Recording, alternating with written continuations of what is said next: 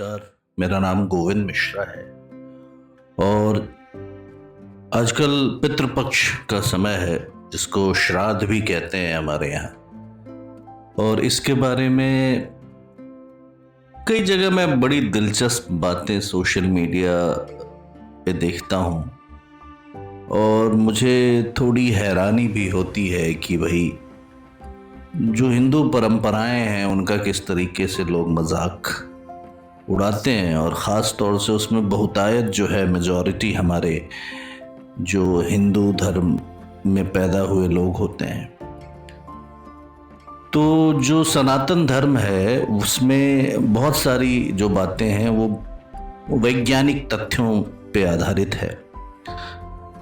तो आज मैं उसकी थोड़ी सी बात करूँगा कि जो पितृ तर्पण होता है जो अक्सर लोग करते हैं, जो अपने जो पूर्वजों को जल मंत्रों के साथ और कुछ विधियां हैं जिसका पालन करते हुए उनको जल अर्पित करते हैं। और ऐसा माना जाता है, ऐसी मान्यता है इस धर्म में कि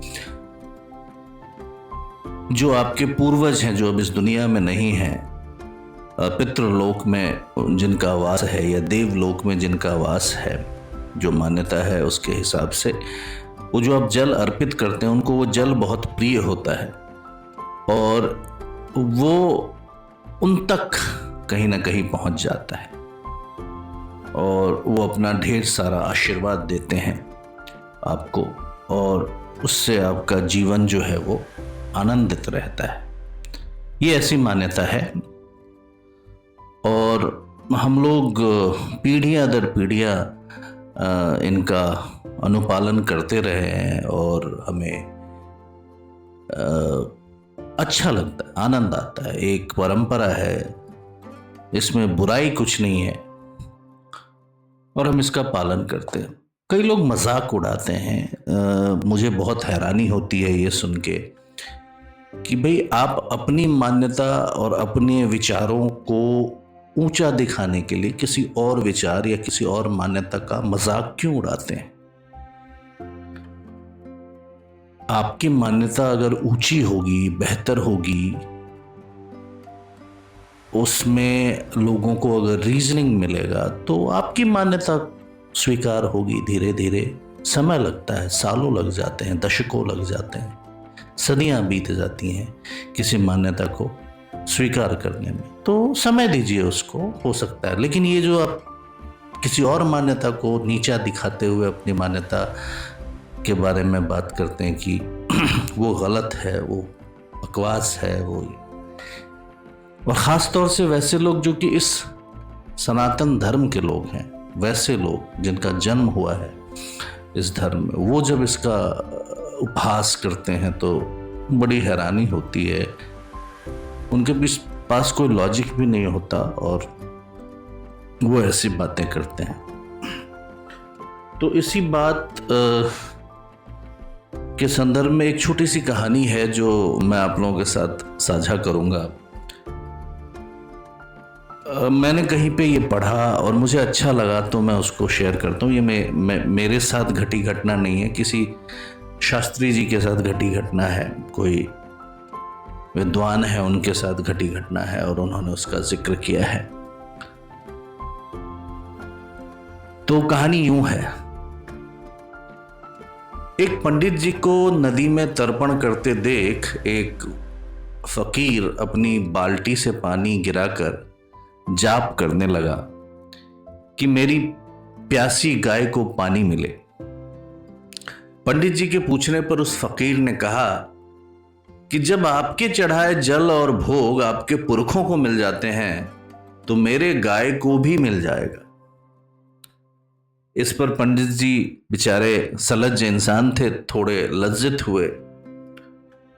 वो इस उपहास को समझ भी नहीं पाए और वो थोड़े लज्जित हो गए।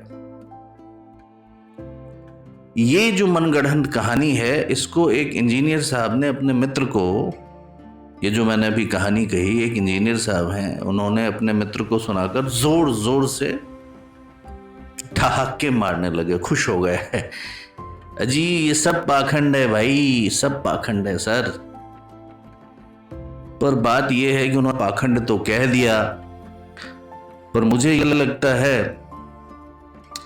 कि आप किसी भी बात को यूं ही पाखंड ना कह दें। आपके पास उचित रीजनिंग होनी चाहिए, उसके पीछे कारण होना चाहिए, आप क्यों किसी भी बात को पाखंड कह रहे हैं।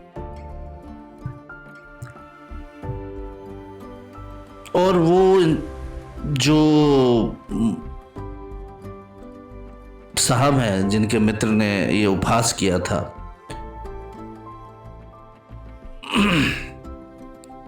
उनके सामने से उन्होंने एक कैलकुलेटर पड़ा था, वो उठा लिया और एक नंबर डायल किया। नंबर डायल करने के बाद अपने कान से लगा लिया उस कैलकुलेटर को। वो जो नंबर डायल किया था वो उसी साहब का था, इंजीनियर साहब का नंबर उन्होंने डायल किया था और अपने कान में लगा के मुझसे शिकायत की कि भाई आवाज़, मैं आपका नंबर तो डायल कर रहा हूँ पर बात नहीं हो पा रही है आपसे। इंजीनियर साहब ऐसे सामने ही बैठे थे, वो थोड़ा भड़क गए कि ये कौन सी बात हुई भाई, कैलकुलेटर से कोई फ़ोन पे बात हो सकती है आपकी, ऐसा उन्होंने कहा। तो जो सज्जन जो काफी आहत थे इंजीनियर साहब के इस स्टेटमेंट से कि ये सब पाखंड है जी, तो उन्होंने छूटते ही कहा, वही तो मैं भी कह रहा हूं साहब कि स्थूल शरीर छोड़ चुके लोगों के लिए बनी व्यवस्था जीवित प्राणियों पर कैसे काम करेगी। इस पर इंजीनियर साहब अपनी झेप मिटाते हुए कहने लगे, ये सब पाखंड है, मैं आपसे कह रहा हूं, और अगर ये सच है तो इसे सिद्ध करके दिखाइए। इस पर वो सज्जन ने कहा, ये सब छोड़िए और ये बताइए कि न्यूक्लियर पर न्यूट्रॉन के बॉम्बार्डमेंट करने से क्या ऊर्जा निकलती है। इंजीनियर साहब ने तपाक से कहा, इट्स कॉल्ड एटॉमिक एनर्जी। फिर सज्जन ने उन्हें एक चौक और पेपर वेट देकर कहा, अब आपके हाथ में बहुत सारे न्यूक्लियर्स भी हैं और न्यूट्रॉन्स भी। अब आप इसमें से मुझे वो एटॉमिक एनर्जी निकाल के दिखाइए। इंजीनियर साहब समझ गए कि भाई अब तो फंस गए, थोड़े लजा गए, थोड़े झेप से गए, जवाब तो था नहीं साहब के पास। कहते जी एक काम याद आ गया, मैं बाद में आता हूं और फिर इस पे बात करते हैं। ये कह के निकल लिए इंजीनियर साहब वहां से।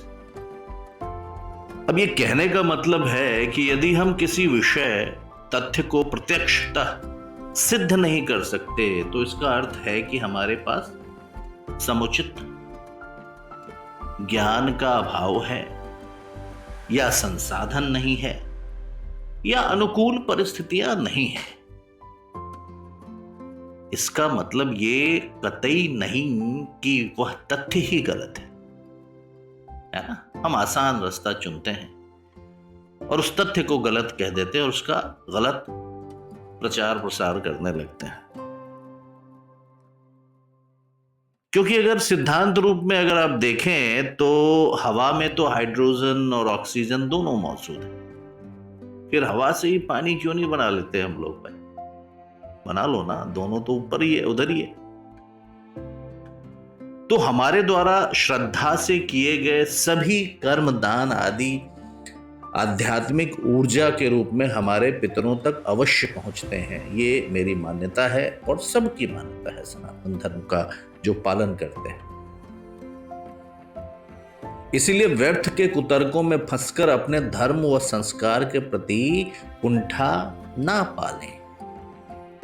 और हाँ, जहां तक रह गई वैज्ञानिकता की बात, तो क्या आपने किसी भी दिन पीपल और बरगद के पौधे लगाए हैं या किसी को लगाते हुए देखा है?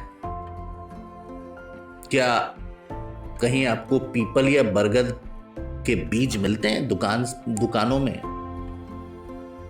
सर, इसका जवाब है नहीं। ऐसा इसलिए है क्योंकि बरगद या पीपल की कलम जितनी चाहे उतनी रोपने की कोशिश कर लो, वो नहीं लगेगी। इसका कारण यह है कि प्रकृति ने यह दोनों उपयोगी वृक्षों को लगाने के लिए अलग ही व्यवस्था कर रखी है। आपको उसी व्यवस्था के तहत ये दोनों पेड़ मिलेंगे। अब वो व्यवस्था क्या है भाई? जब कौवे इन दोनों वृक्षों के फल को खाते हैं तो उनके पेट में ही बीज की प्रोसेसिंग होती है और तब जाकर बीज उगने लायक होते हैं।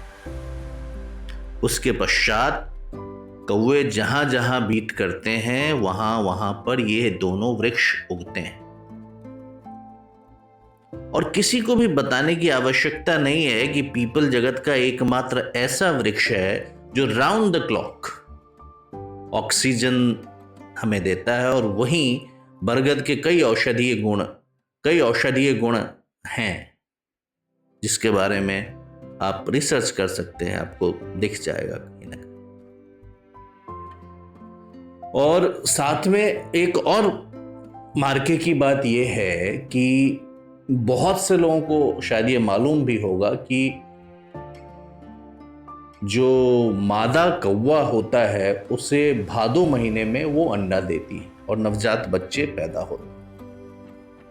तो इस नई पीढ़ी के उपयोगी पक्षी को पौष्टिक और भरपूर आहार मिलना जरूरी है। शायद इसलिए ऋषि मुनियों ने कौवों के नए जनरेशन के लिए, नवजात बच्चों के लिए हर छत पर श्राद्ध के रूप में पौष्टिक आहार की व्यवस्था कर दी होगी, जो लॉजिक कहता है, ताकि कौवों की नई जनरेशन का पालन पोषण हो जाए।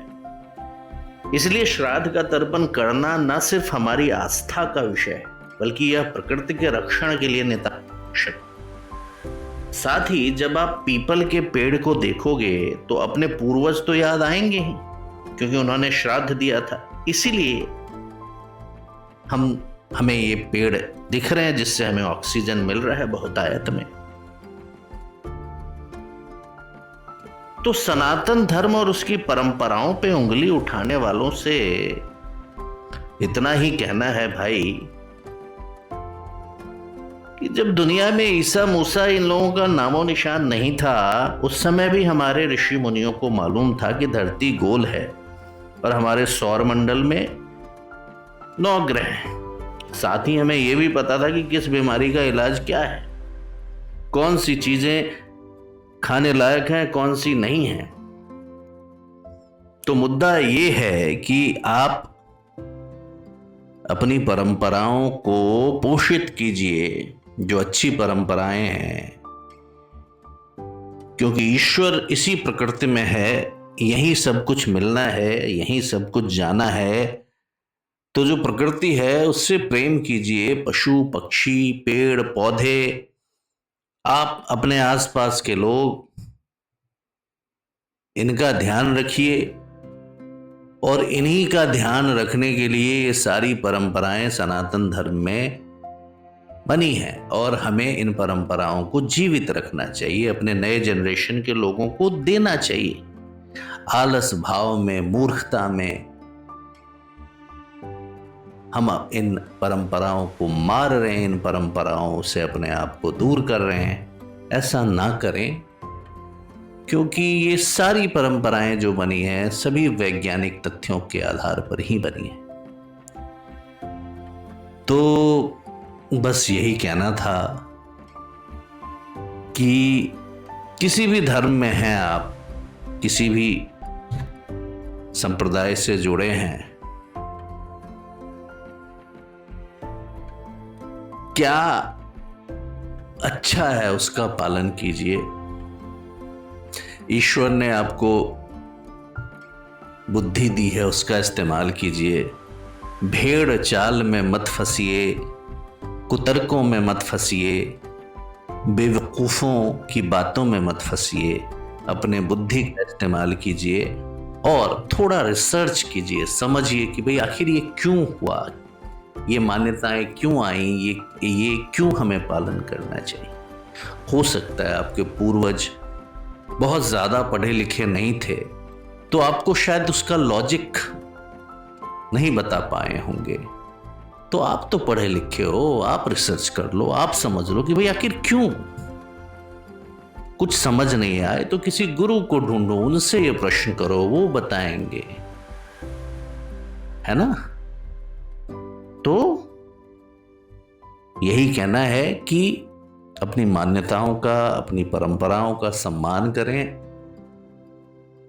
और सभी की परंपराओं का सम्मान करें और सबका अच्छा हो, यही सोचें। बहुत बहुत धन्यवाद।